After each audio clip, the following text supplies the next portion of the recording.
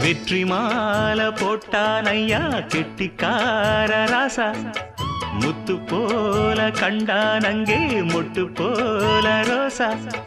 சொந்தம் இங்கே வந்தாள்னு சொன்னாவன் லேசா, காணாதத கண்டா அப்ப ஆனானையா பாசா.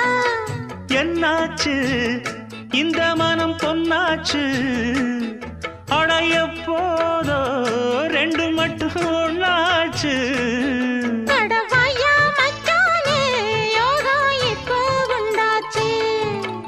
அடுக்கு மல்லி எடுத்து வந்து தொடுத்து வச்ச மாலை.